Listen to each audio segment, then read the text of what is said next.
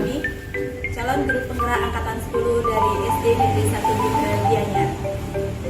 Untuk video kali ini, izinkan saya menyampaikan sebuah aksi nyata yang sudah saya lakukan bersama kepala sekolah, ibu bapak guru, serta staf yang ada di sekolah saya, yang berkaitan dengan suatu prakarsa perubahan, yaitu menciptakan pembelajaran inovatif dengan mengutamakan pendidikan karakter. Selamat menyimak.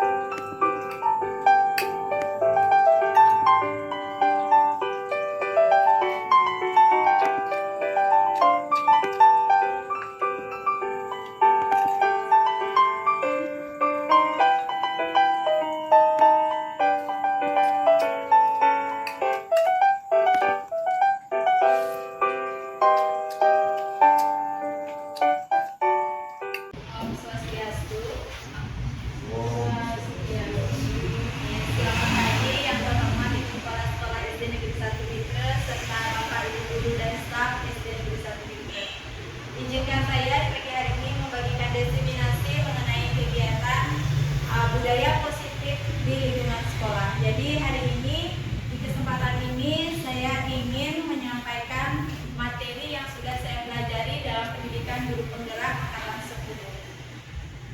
Nah, yang akan kita bahas saat ini yaitu tentang budaya positif. Adapun tujuan diseminasi yang saya lakukan saat ini yaitu berbagi budaya positif kepada rekan sejawat untuk berkolaborasi menciptakan lingkungan yang aman dan nyaman untuk warga sekolah. Nah, apa itu budaya positif? Budaya positif adalah sebuah nilai kebajikan yang menjadi keyakinan daripada akhirnya menjadi karakter atau ciri khas dari sebuah komunitas atau lembaga.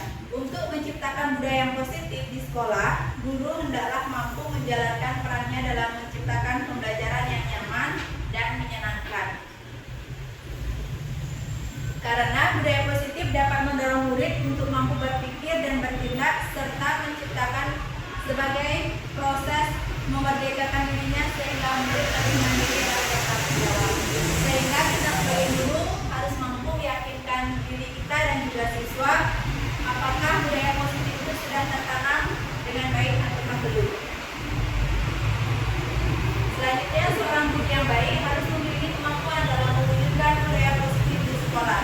Budaya positif tersebut dapat dijalankan dengan menerapkan konsep-konsep inti seperti disiplin positif, motivasi perilaku manusia, posisi kontrol restitusi, keyakinan kelas atau sekolah, serta segitiga restitusi. Jadi dalam diseminasi ini ada 5 topik yang akan kita bahas, termasuk bagaimana caranya menangani siswa yang bermasalah. Kemudian disiplin positif. Disiplin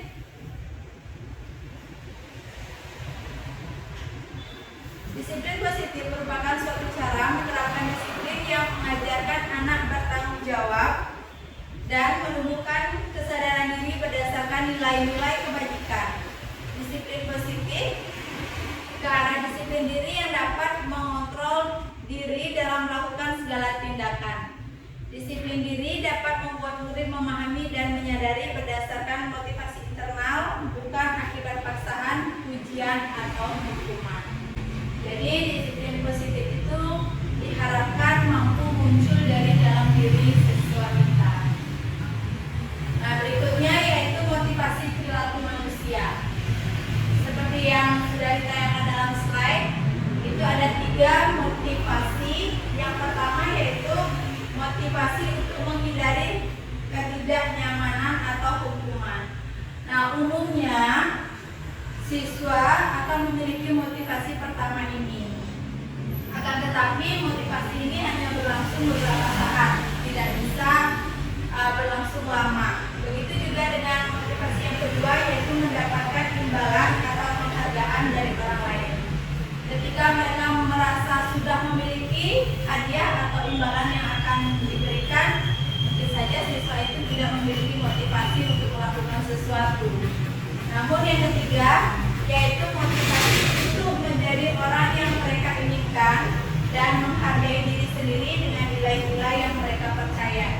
Jadi di sini motivasi yang ketiga itu adalah motivasi yang muncul dari dalam diri siswa tersebut. Sedangkan motivasi yang pertama dan kedua adalah motivasi eksternal yang hanya bersifat sementara. Jadi alangkah lebih bagus jika kita sebagai guru mampu mengarahkan siswa kita untuk memiliki motivasi yang ketiga, yaitu muncul dari dalam diri. Kelima, posisi kontrol restitusi. Nah, di sini adalah posisi kontrol restitusi. Restitusi itu berkaitan dengan masalah yang mungkin dihadapi oleh siswa. Nah, sehingga di sini 5 posisi kontrol. Yang pertama, di mana siswa merasa terpojok dan merasa sangat bersalah atas apa yang telah dia perbuat. Yang ketiga yaitu guru sebagai teman. Jadi di sini guru memberikan arahan, memberikan kepercayaan kepada siswa sehingga siswa tersebut akan merasa bahwa guru itu adalah teman mereka. Yang keempat yaitu guru sebagai pemantau.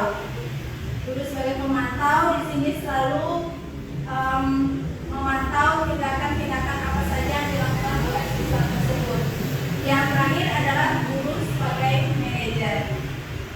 Nah, guru sebagai manajer ini akan mengarahkan bagaimana caranya siswa untuk menemukan solusi atas permasalahan yang telah dilakukan.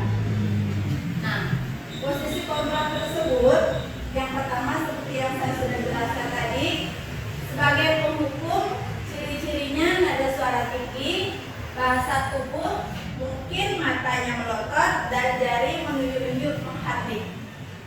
Nah, seperti itulah. Nah, hasilnya apa dampak yang mungkin terjadi pada siswa, yaitu kemungkinan murid marah dan dendam atau bersifat agresif. Bisa jadi sesudah kembali duduk, murid tersebut akan mencoret-coret bukunya atau meja tulisnya untuk melampiaskan rasa marah mereka. Kemudian lebih buruk lagi, sepulang sekolah murid melihat motor atau mobil bapak ibu guru dan akan menggores kendaraan tersebut dengan paku. Mungkin tidak akan ekstrim lagi karena dia merasa dendam karena tidak terima atas hukuman yang sudah diberikan. Itu mungkin saja terjadi. Yang kedua, posisi kontrol yang kedua sebagai pembuat merasa bersalah. Pada posisi ini, biasanya guru akan bersuara lebih lembut. Namun di sini guru bahasanya lebih memojokkan siswa sehingga membuat siswa itu merasa bersalah atas tindakan yang sudah mereka lakukan. Nah, hasilnya murid akan merasa bersalah telah mengecewakan ibu atau bapak gurunya. Kemudian murid akan merasa menjadi orang yang gagal dan tidak sanggup membahagiakan orang lain karena mereka merasa sudah down, sudah merasa sangat bersalah melakukan sesuatu, sehingga tidak seperti murid dalam dengan guru menghukum. Murid bisa menumpahkan amarahnya walaupun dengan cara negatif. Murid tertekan seperti ini tiba-tiba bisa meletus amarahnya dan bisa menyakiti diri sendiri. Jadi perbedaan memojokkan siswa atau menghukum itu hampir sedikit berbeda, di mana dalam dua ini tentu saja siswa akan lebih memendam rasa yang dia alami. Kemudian yang ketiga, guru sebagai teman. Nah, di sini posisi guru mengarahkan dirinya sebagai teman, di mana memberikan kepercayaan kepada siswa, mengarahkan siswa untuk jujur karena merasa guru akan menolong dia. Namun, adapun sisi negatif dari posisi teman ini adalah bila suatu saat guru tersebut tidak bisa membantu murid, maka dia akan merasa kecewa karena murid tersebut telah berharap lebih kepada gurunya. Dan hasil yang akan didapat dari tindakan posisi ini adalah murid akan merasa senang, akrab dengan guru, termasuk dampak positif. Hanya saja di sisi negatif murid menjadi tergantung pada guru. Jadi mungkin saja contohnya, saya sudah berteman dengan bapak guru atau ibu guru, pasti kalau saya berbuat salah nanti pasti akan ditolong, pasti akan dibela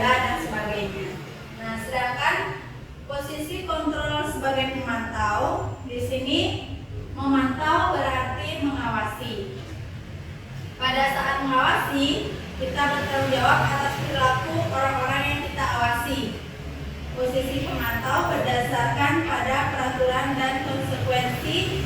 Nada suara umumnya datar, bahasa tutur yang formal. Kemudian hasilnya murid memahami konsekuensi yang harus dijalankan karena telah melanggar salah satu peraturan sekolah. Guru tidak menunjukkan suatu emosi yang berlebihan, menjadi marah atau membuat rasa bersalah pada siswa. Nah, selanjutnya posisi kontrol sebagai manajer. Nah, di sini adalah posisi kontrol yang paling diharapkan dari seorang ibu atau bapak guru. Ini merupakan tingkatan kelima. Jadi sebisa mungkin kita diarahkan untuk mengambil posisi sebagai manajer, memanage atau mengarahkan siswa bagaimana caranya dia meyakini apa yang sudah dia langgar, apa yang sudah dia lakukan, dan hal apa yang bisa dia lakukan untuk memperbaiki kesalahannya. Jadi hasilnya adalah fokus ada pada murid, bukan untuk membahagiakan guru atau orang tua. Jadi siswa itu meyakini, menyadari kesalahan apa yang telah mereka buat. Murid sudah mengetahui adanya suatu masalah dan sesuatu perlu terjadi. Bila guru mengambil posisi pemantau, guru akan melihat apa konsekuensinya, apa peraturannya. Namun pada posisi manajer, guru akan mengembalikan tanggung jawab pada murid untuk mencari jalan keluar. Jadi perbedaannya pada posisi sebelumnya sebagai pemantau, gurulah yang mengambil andil apa yang harus dilakukan oleh siswa. Namun pada posisi manajer ini, guru mengarahkan siswa untuk memilih jalan mana yang harus dia lakukan, untuk menentukan perbuatan apa yang dia lakukan untuk memperbaiki kesalahan yang sudah dilakukan. Nah, ini adalah contoh sebuah video posisi kontrol restitusi. Nah, saya naik lagi biar lebih nyata lagi perbedaan dari 5 posisi kontrol tadi. Salam bahagia ibu dan bapak guru hebat. Dalam penerapan disiplin positif restitusi, salah satu program yang dikembangkan adalah 5 posisi kontrol. 5 posisi kontrol dalam restitusi adalah proses perjalanan seorang pendidik agar dapat mengenali dirinya. Pada video kali ini, kita akan membahas tentang 5 posisi kontrol yang dikembangkan oleh Diane Gosson dan John Cook. 1. Posisi penghukum. 2. Posisi pembuat rasa bersalah. 3. Posisi teman. 4. Posisi pemantau atau monitor. Dan 5. Posisi manajer. Untuk lebih memahami kelima posisi tersebut, mari kita saksikan kasus Naren yang terlambat hadir 20 menit di sekolah dan melihat bagaimana kelima posisi kontrol dalam menghadapi masalah tersebut.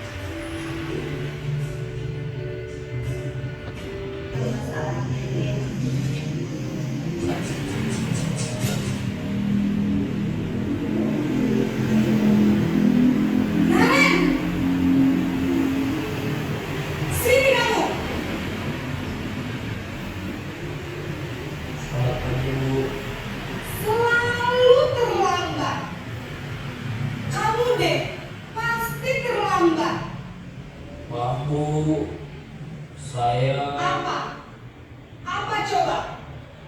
Alasan kamu apa lagi? Kapan sih kamu tidak terlambat? Malas sekali ya kamu jadi anak. Saya Dasar pemalas. Gak kapok-kapok sih kamu. Sudah berapa kali terlambat? Sana, kamu keliling lapangan basket 2 kali. kenapa saya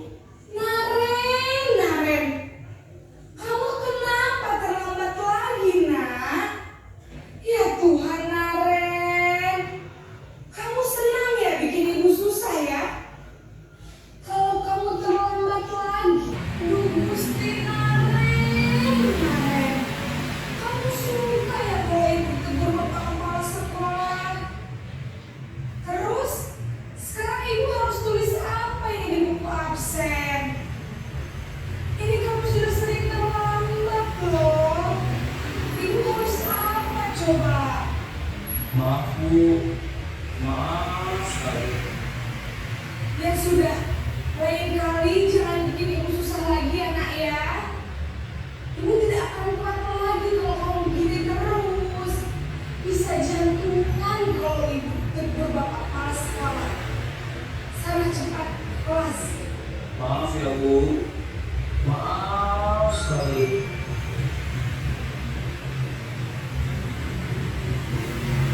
Posisi pembuat rasa bersalah berbicara dengan nada tenang, cenderung lembut, namun kata-kata yang diutarakan membuat murid merasa menjadi orang yang gagal, memandang buruk dirinya sendiri, merasa tidak berharga, dan tidak sanggup membahagiakan orang lain.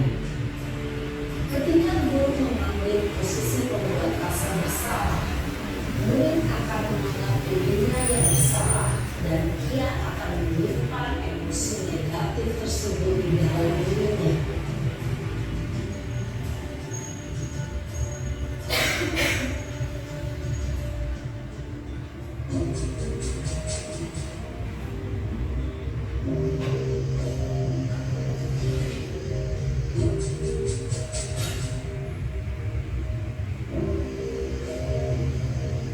Naren!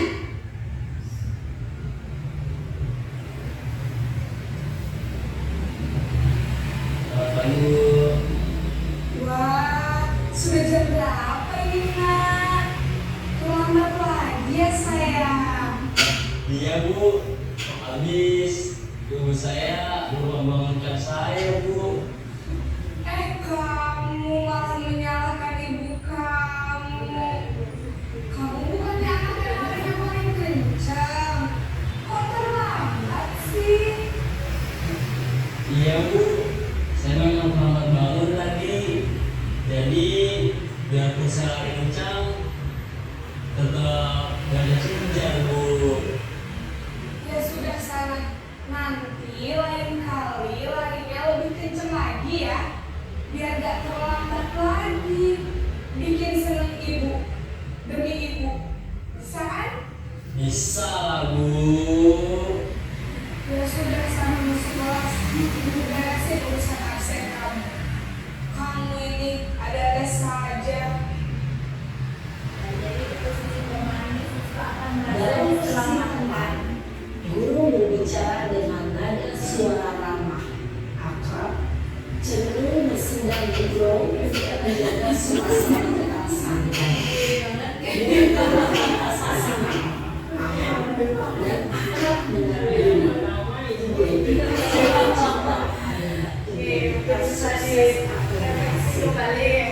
cita-cita namun perlu diingat karena ini masih golongan eksternal, maka ada faktor ketergantungan dari murid kepada orang tertentu.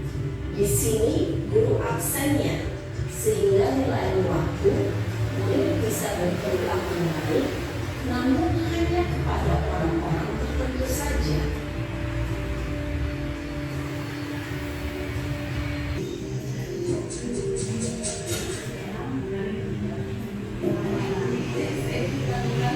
Naren!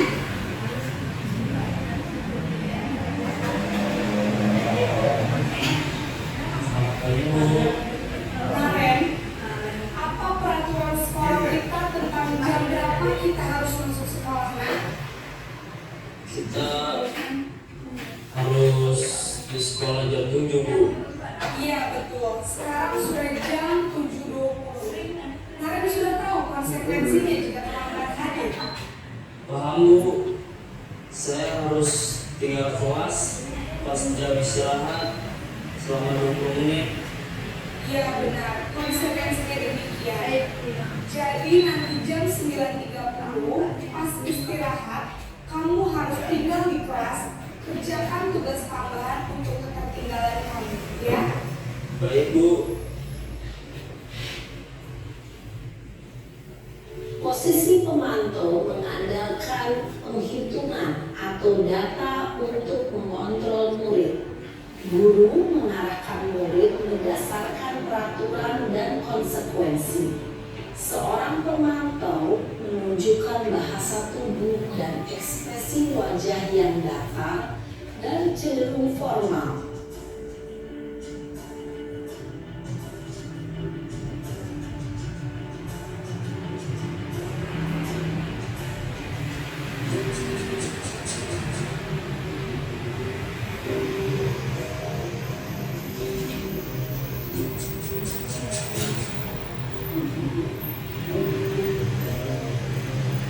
Naren!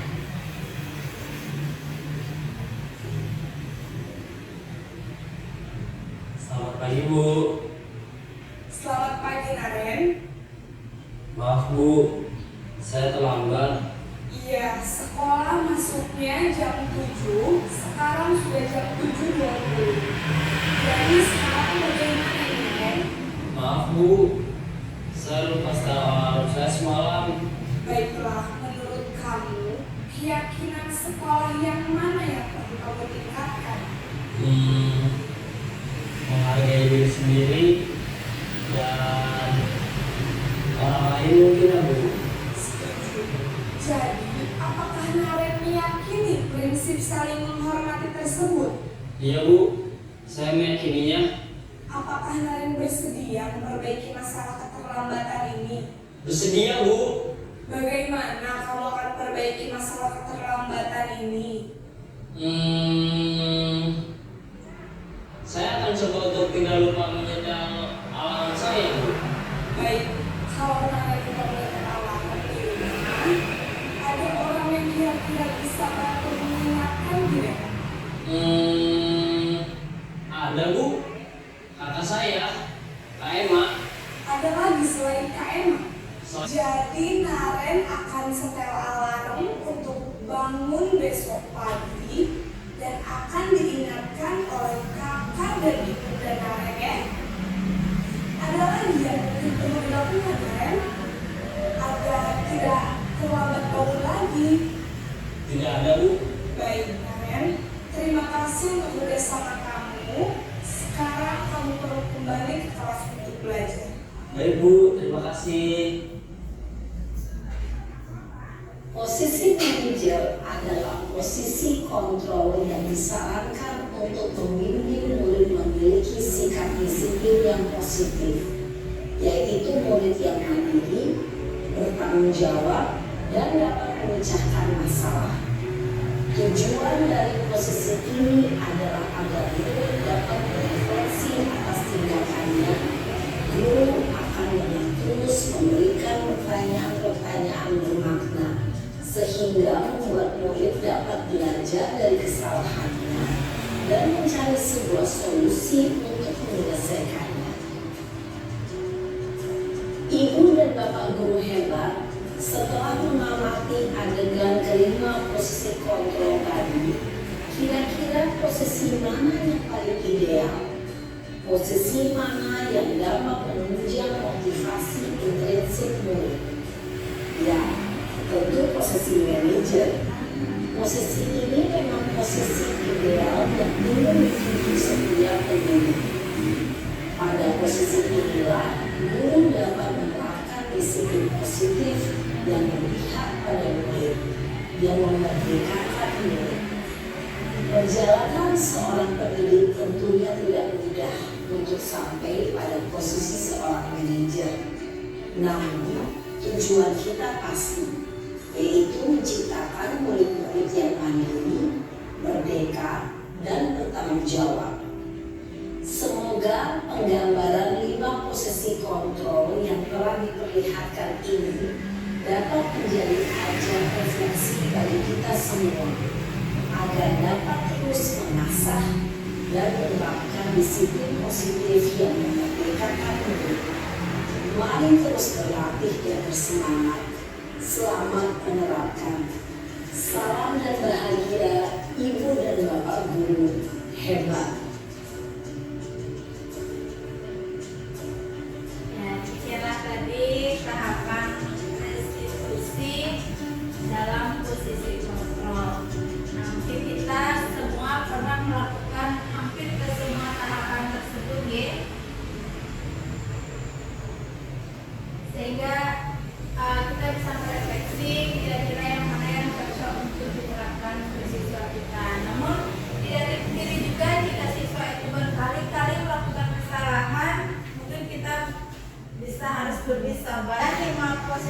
kontrol. Di antara kelima posisi kontrol tersebut, sebaiknya seorang guru menggunakan posisi kontrol seorang manajer. Karena di sini dalam posisi kontrol sebagai manajer, itu kita mengarahkan siswa untuk menyadari kesalahan mereka serta menjadikan siswa itu bertanggung jawab menemukan solusi atas kesalahan yang dia lakukan, sehingga harapan kedepannya siswa itu tidak mengulangi lagi kesalahan-kesalahan yang sudah dibuat sebelumnya. Namun apabila siswa melakukan tindakan yang lebih bermasalah lagi atau berulang-ulang kali, kita bisa mengubah posisi kita ke tahapan yang lebih di bawah lagi, misalnya sebagai pengawas atau sebagai teman. Kemudian keyakinan kelas. Nah, saya yakin Bapak Ibu guru di sini semua sudah tahu apa itu keyakinan kelas. Nah, jadi guru berperan dalam mewujudkan terbentuknya keyakinan sekolah atau kelas dengan adanya kesepakatan antara guru dan murid. Keyakinan kelas atau sekolah berupa pertanyaan-pertanyaan universal yang mudah diingat dan dipahami dan harus diterapkan di lingkungan sekolah. Nah, di sini adalah tahapan penyusunan keyakinan kelas atau sekolah. Pertama, berdiskusi memunculkan peraturan yang perlu ditaati dari warga sekolah. Kedua, mengubah peraturan menjadi kalimat yang positif. Tiga, menjadikan peraturan menjadi nilai-nilai kebajikan atau keyakinan kelas. Berdiskusi mengenai gambaran perilaku yang mencerminkan keyakinan kelas. Berdiskusi mengenai peran seluruh warga kelas dan meninjau keyakinan kelas dari waktu ke waktu. Jadi di sini keyakinan kelas itu baiknya dibuat di awal ajaran atau ajaran kita. Itu berawal dari aturan sekolah, di mana aturan sekolah itu harus dipahami lebih dulu oleh siswa. Sehingga dari aturan-aturan yang sudah ada, siswa itu bisa membentuk sebuah keyakinan di dalam kelas mereka. Nah, adapun keyakinan kelas ini sudah kita terapkan sebelumnya di kelas 6, dan ini yang kombinasikan dengan kegiatan Canva. Jadi selain menyusun keyakinan kelas, siswa kelas 6 mereka juga langsung belajar menggunakan Canva untuk membuat keyakinan kelas yang mereka yakini bersama kelompok-kelompok mereka. Nah, ini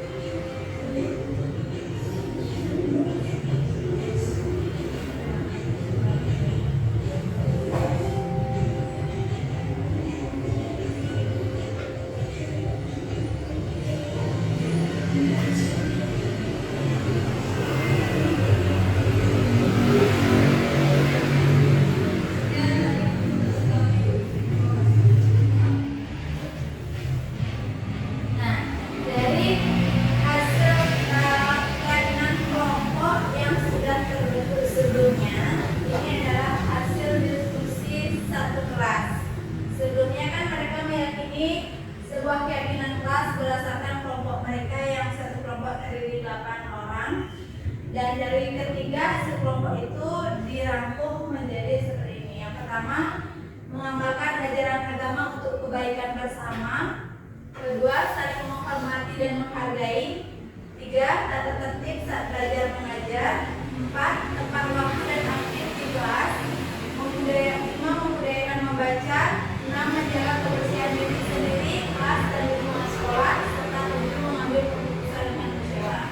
Alangkah baiknya keyakinan kelas ini sebaiknya dibuat jangan terlalu banyak agar siswa mudah memahami apa yang sudah mereka yakini. Nah, kemudian setelah membentuk keyakinan kelas, Bapak Ibu guru bisa membuat sebuah poster. Poster itu nanti bisa dipajang di kelas yang mudah diakses oleh siswa, sehingga dia akan selalu mengingat apa yang nilai-nilai apa yang telah mereka yakini. Selanjutnya itu tentang segitiga restitusi. Nah, yang tadi sudah posisi kontrol, sekarang kita berlanjut ke segitiga restitusi. Jadi tahapan dalam segitiga restitusi dalam menangani kasus atau siswa berkontrol sebagai manajer. Ini ada 3 tahapan yang harus kita lalui. Yang pertama yaitu menstabilkan identitas. Kedua, validasi tindakan yang salah, dan yang ketiga menanyakan keyakinan. Nah, jadi tahapan ketiga tahapan ini atau yang disebut dengan segitiga restitusi itu harus dilalui. Ini merupakan alur dari melaksanakan restitusi. Restitusi juga bisa dikenal dengan menyelesaikan masalah tanpa masalah. Nah, itu adalah definisi dari masing-masing tahapan. Menstabilkan identitas, di sini maksudnya tujuannya adalah untuk menenangkan siswa, untuk menstabilkan perasaan siswa. Jadi di sini menstabilkan identitas dilakukan berdasarkan prinsip bahwa membuat kesalahan adalah bagian dari proses pembelajaran yang nantinya akan menggeser identitas gagal ke arah identitas sukses. Jadi di sini kita bisa bilang lebih memihak ke siswa agar mereka bisa terbebas dari rasa takut karena kesalahan yang sudah mereka perbuat. Kemudian yang kedua, menanyakan keyakinan.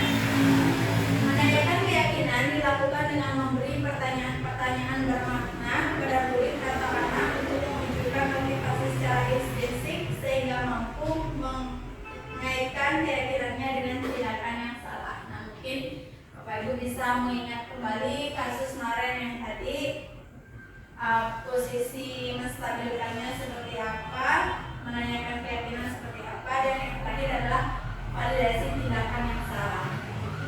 Validasi tindakan yang salah akan dilakukan berdasarkan prinsip bahwa setiap guru yang memiliki suatu kebutuhan terbaik, juga guru atau orang tua akan bergeser dari pemikiran stimulus respon menjadi produktif, serta akan lebih mengenal dan mengakui kebutuhan murid. Nah, jadi di sini validasi tindakan yang salah itu guru dan siswa sudah mampu menemukan solusi atas masalah yang dilakukan oleh siswa tersebut.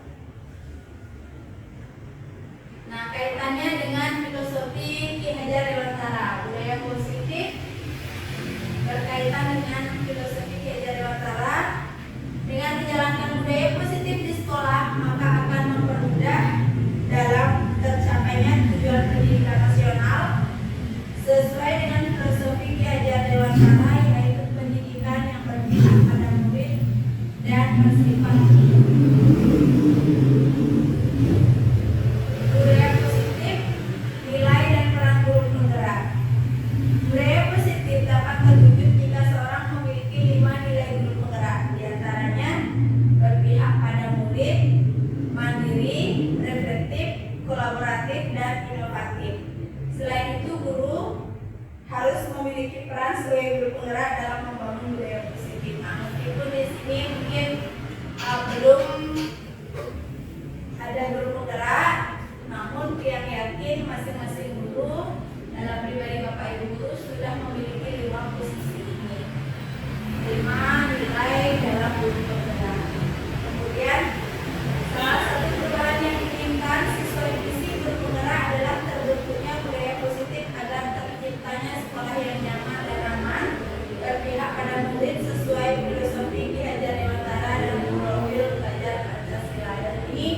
juga sudah berkaitan dengan visi sekolah kita yang sudah disusun sebelumnya dan sudah disepakati bersama. Demikianlah diseminasi yang bisa saya lakukan. Selanjutnya kita sudah tiba di tahapan tanya jawab ataupun diskusi. Persilakan untuk Bapak Ibu guru yang memiliki pertanyaan atau masukan mengenai diseminasi yang sudah saya lakukan. Silakan. Jam sendiri. Ya, silakan Ibu Sri.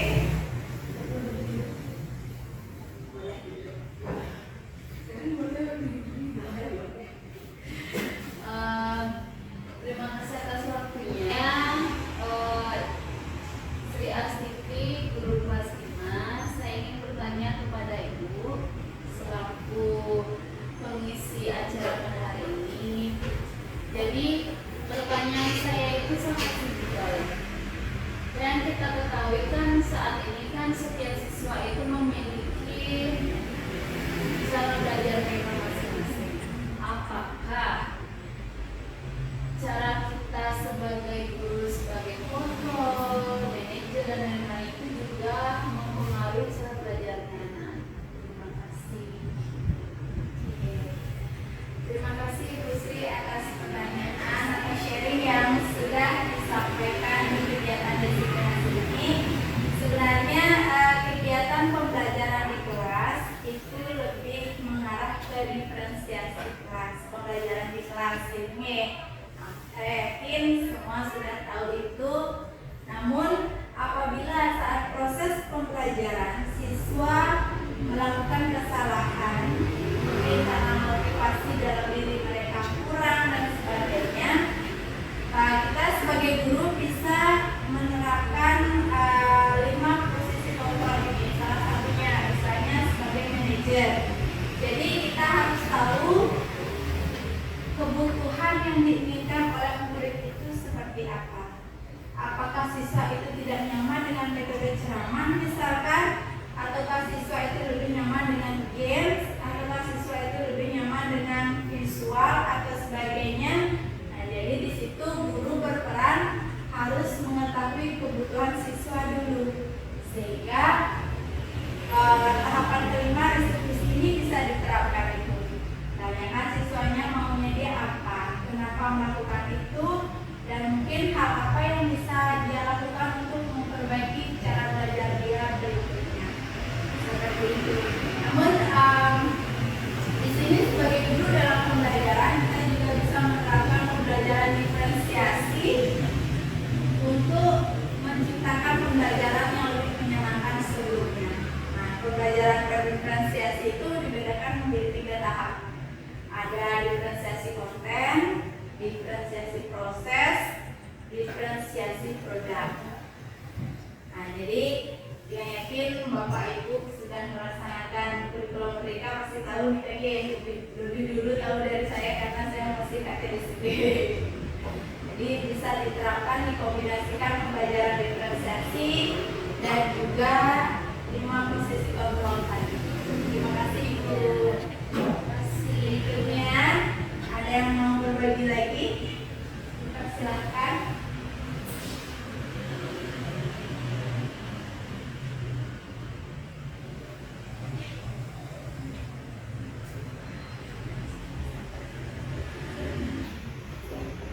Ada sedikit ya. Silakan Pak. Jadi masalah pengalaman saya di lapangan ini, umpamanya anak-anak itu terlalu nakal gitu, tidak 1 kali, 2 kali, 3 kali sampai udah terlalu nakal ya.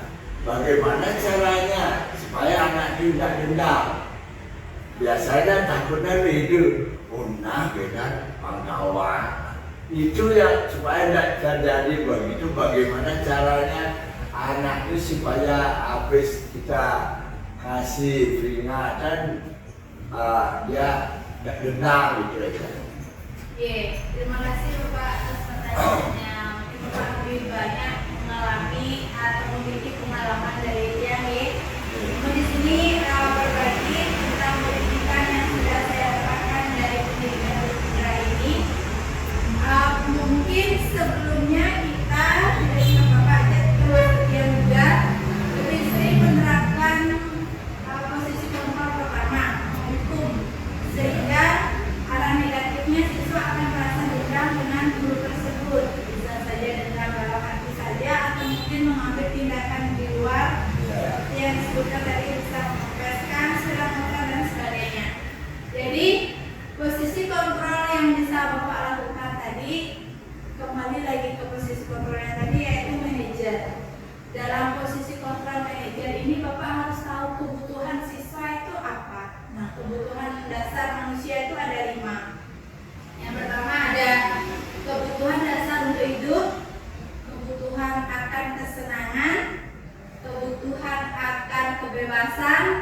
kebutuhan akan cinta dan kasih sayang, serta kebutuhan atas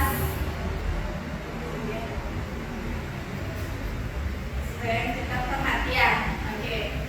Jadi dari kelima posisi 5 kebutuhan dasar siswa tersebut, yang mana yang kira-kira dia inginkan?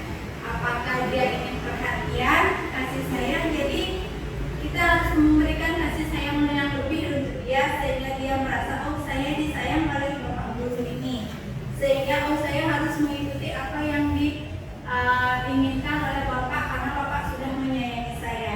Karena dia kebutuhan dasarnya dia kasih sayang, mungkin di rumah dia belum mendapatkan kasih sayang itu. Namun jika kebutuhan dasar siswa itu adalah menginginkan penguasaan diri, jadi bapak mungkin bisa memberikan kepercayaan untuk anak itu. Silakan pimpin temannya untuk berbaris, bisa lebih untuk menjadikan pemimpin. Jadi dia merasa oh saya diperhatikan, kebutuhan saya sudah terpenuhi. Mungkin kedepannya dia akan lebih baik lagi, tidak melakukan kesalahan lagi. Itu sih seharusnya alurnya bapak.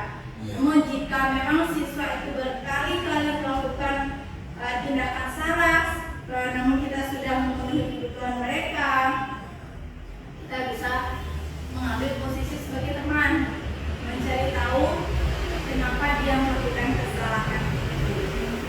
Apakah mungkin karena dia merasa senang ketika melihat temannya atau melihat gurunya marah, berarti dia menunjukkan kesenangan di sana. Seperti itu kurang lebih bapak. Terima kasih. Jadi sedikit. Oke, silakan. Biasanya pengalaman saya di lapangan itu memang sama rasanya artinya. Begini kalau saya di lapangan, saya ambil malah dulu. Bagaimana caranya guru anak itu tidak terpaksa habis olahraga saya panggil dia, kasih uang untuk belanja. Nanti mudah-mudahan uang itu ada sisanya. Nanti sisanya itu saya kasih silakan banyak. Bagaimana biar tidak dendam. Sudah beli apa? Uangnya beli es itu. Belum belikan apa es. Kembali sisa itu Pak, kasih anak itu. Ya, itu juga bagian dari memberikan rasa cinta dan kasih sayang. Biar tidak dendam mereka. Kalau dia biarkan dia itu tidak ada lainnya, pasti dia dendam. Tepat sekali itu bapak, karena bapak sudah menerapkan bahwa setiap orang tidak dipungkiri membutuhkan cinta dan kasih sayang bukan di dalam hidupnya, itu kebutuhan dasar manusia. Sehingga meskipun sebelumnya dia sudah dimarah, namun kita menunjukkan bahwa kita cinta dan sayang sama dia, sehingga kebutuhan dasarnya dia sudah terpenuhi. Yang yakin siapapun itu tidak akan dendam, karena dia merasa oh saya disalahkan karena dia sayang sama saya, jadi saya harus seperti ini. Sekian bapak. Terima kasih bapak atas sharingnya. Silakan bapak ibu ya, silakan kasih waktunya yang berikan. Dalam tayangan tadi kan ada anak yang dihukum untuk lari-lari. Apakah itu namanya mendidik? Oh maaf ibu, itu bukan tayangan menghukum, itu adalah kegiatan kelas yang ini bukan lari sebenarnya. Yang tayangan lagi ini siswa membawa kalung nama planet. Oke, nama planet. Jadi mereka mempraktekkan di lapangan bagaimana pergerakan benda-benda langit dalam orbitnya. Ada yang menjadi bumi, ada yang Merkurius, Venus, dan planet lainnya. Jadi ini sebenarnya bukan hukum, ini adalah salah satu metode pembelajaran yang saya lakukan di kelas 6. Mungkin ada beberapa siswa yang pernah mengalami hukuman lari, itu terkait tadi kasus posisi pembelajaran pertama. Jadi kasus pertama itu posisi kontrol, nah itu sebenarnya kurang tepat. Karena mungkin kita baru menyadari termasuk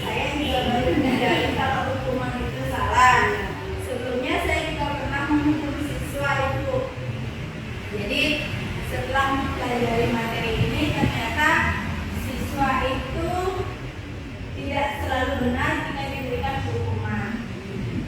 Terkadang siswa itu melakukan kesalahan karena dia ingin lima kebutuhan dasar atau mungkin salah satu yang mana yang dominan dalam dirinya dia itu ingin dia penuhi. Misalnya ingin mengejek teman karena dia, oh saya senang lihat teman saya nangis, saya senang melihat kalau dia perhatian sama saya, jadi dia cair. Sehingga kita sebagai guru bisa mengambil peran di sana bagaimana memberikan kasih sayang, perhatian untuk mereka sehingga mereka tidak melakukan kesalahan. Terima kasih, Chris. Ya. Mungkin ada yang lain lagi yang bisa menambahkan, menyampaikan saran untuk perbaikan dari pembelajaran saya.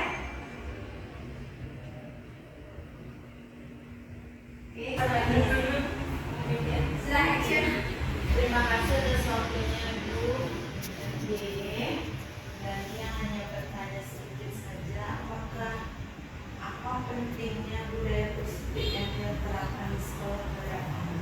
Apakah dengan menerapkan budaya positif, misalnya guru memang betul-betul dia itu sabar dalam mendidik anak, maka sudah membuat siswa itu sadar akan kesalahan.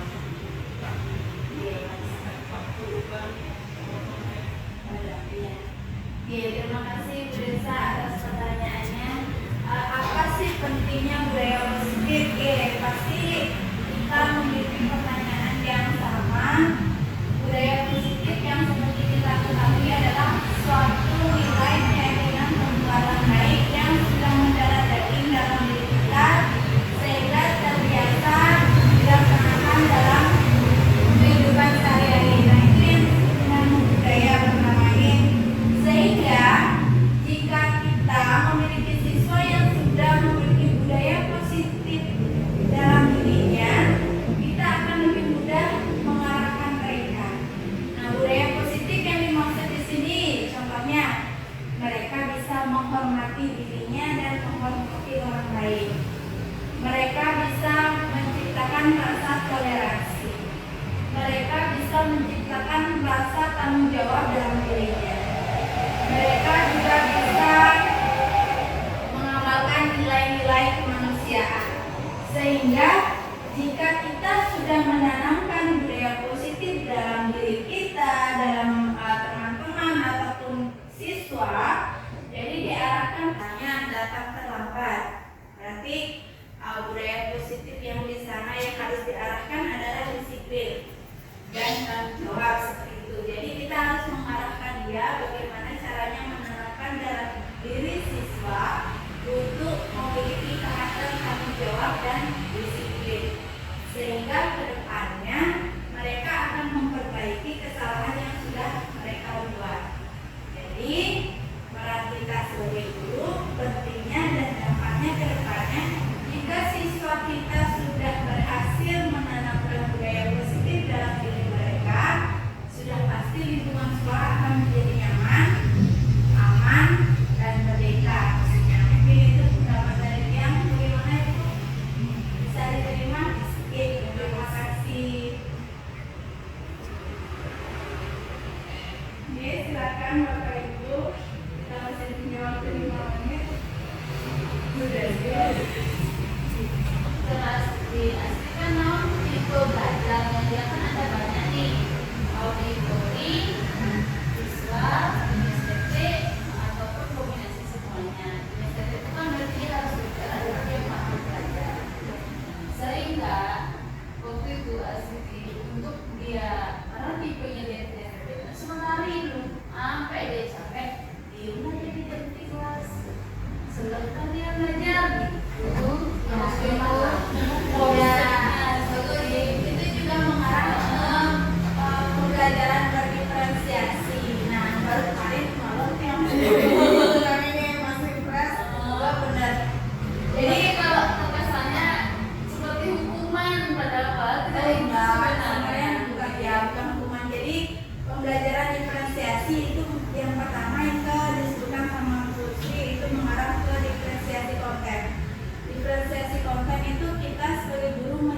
menyediakan berbagai media sarana untuk belajar. Misalnya kita bisa memberikan gambar, kita bisa memberikan video di saat yang bersamaan, kita bisa memberikan buku cerita, atau kita bisa meminta siswa untuk mencari narasumber untuk diwawancarai untuk mendapatkan informasi tentang materi itu. Apa namanya? Itu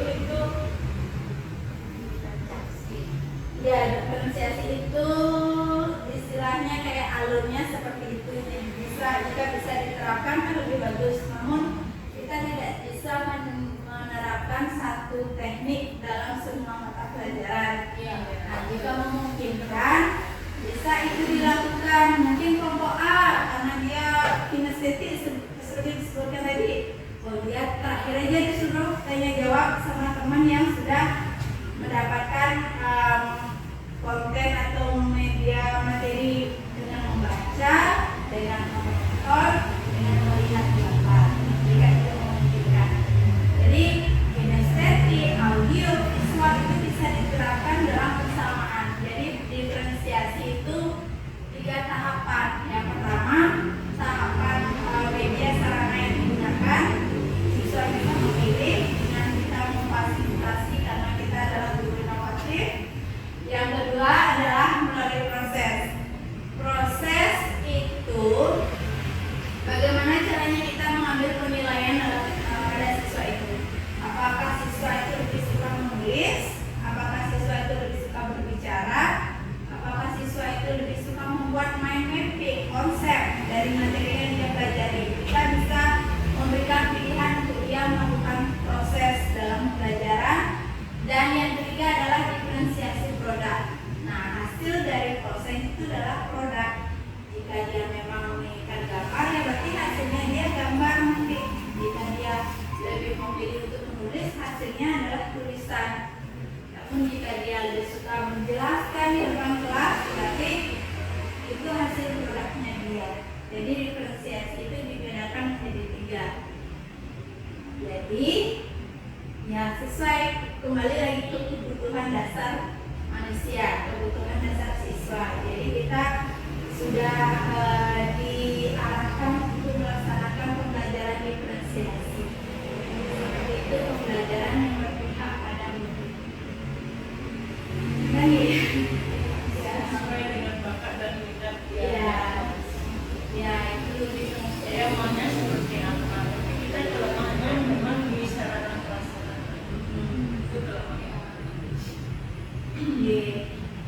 Saya lagi yang lain mungkin yang saran, silakan. Oke. Misalnya kalau di kelas kita untuk guru sejarah anak kelas 1 itu kayaknya masih susah untuk memecahkan suatu masalah. Bagaimana kita solusinya kita kalau dia ada ulama dia terkenal Kita ya jadi di sini pertama kita harus memvalidasi tindakan supaya anak itu mau berbicara dulu. Kalau anak itu nggak mau berbicara, kita tidak tahu kebutuhan dasar dia apa, masalahnya dia apa. Jadi tenangkan dulu, rangsang atau kasih dia stimulus dulu bagaimana caranya anak itu mau berkomunikasi dengan kita. Kalau dia sudah merasa nyaman, maka dia akan mau mengungkapkan kenapa dia terlambat. Kenapa dia terlambat? Apakah karena dia bangun kesiangan, ataukah karena orang tuanya yang terlambat mengantar dan sebagainya. Ketika kita sudah tahu, kita kasih dia pilihan. Karena tidak dipungkiri anak kecil itu nggak mungkin bisa menciptakan ide sendiri, terutama dari anak kecil, anak kelas 1, kelas 2. Mereka masih keterbatasan dalam berkomunikasi, dalam menyampaikan ide. Jadi kita sebagai, dan jika memang masalahnya itu muncul karena siswa,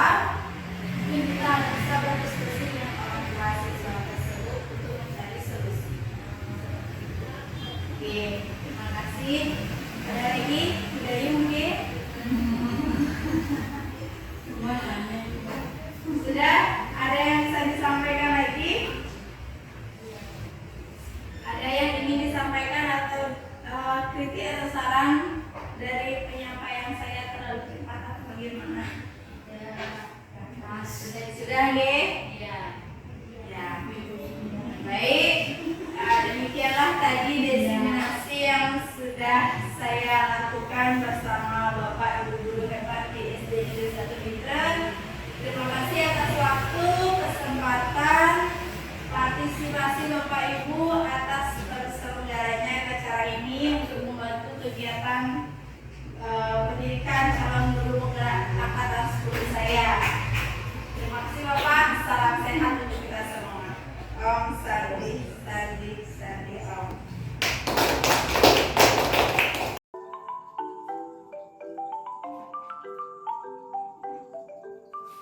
Perkenalkan, nama saya Nima Desri Asli Purnama Ningsih, saya guru wali kelas 5. Jadi hari ini saya sudah mengikuti diseminasi oleh Bu Desi Utami. Menurut saya hari ini Bu Desi Utami menyampaikan materi dengan sangat bagus, dengan gagas dan juga runtun materinya. Semua materi dijelaskan sangat jelas. Semua penjelasan juga kami pahami dengan baik. Jadi terima kasih untuk sharingnya Bu Desi. Semua. Om Swastiastu. Perkenalkan, nama saya Imade Wirdo. Saya bertugas di SD Negeri 1 Bitren. Saya ingin menyampaikan pendapat saya mengenai diseminasi yang sudah disampaikan.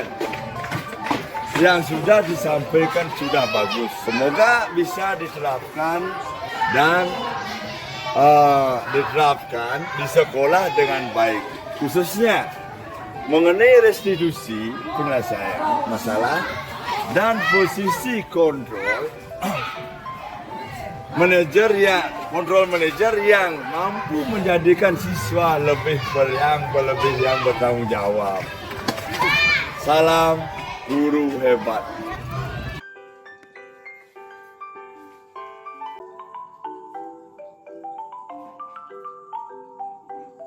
Nama saya Sapan, saya dari siswa kelas 6. Saya berterima kasih kepada Miss Hamid telah mengajarkan saya dalam membuat tanpa untuk keyakinan kelas. Terima kasih. Nama saya Sapan. Nama saya Nikada Putri Dwi Utami, siswa kelas 6. Saya senang karena bisa belajar tanpa dan membuat keyakinan kelas bersama. Terima kasih Miss atas pengalamannya.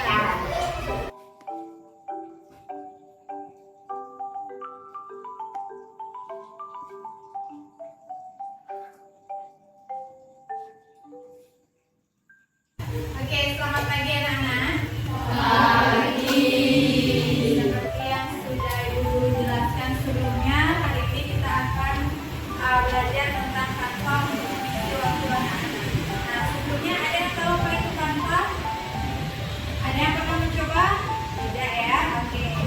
Di sini kita akan jelaskan sedikit karena besok kita akan langsung eksekusi apa itu kanva, bagaimana cara kerja dan sebagainya, ya. Nah, jadi hari ini Ibu Guru jelaskan bagaimana caranya berkreasi dengan Canva. Jadi apa itu Canva? Canva itu adalah sebuah situs web atau juga bisa aplikasi yang dapat menciptakan dokumen-dokumen ini. Kita bisa buat infografis, kemudian banner, dokumen, video, flyers, logo dan lain-lainnya. Nah, di sini apakah Canva itu gratis? Kita bisa dapatkan gratis dengan ID belajarnya anak-anak.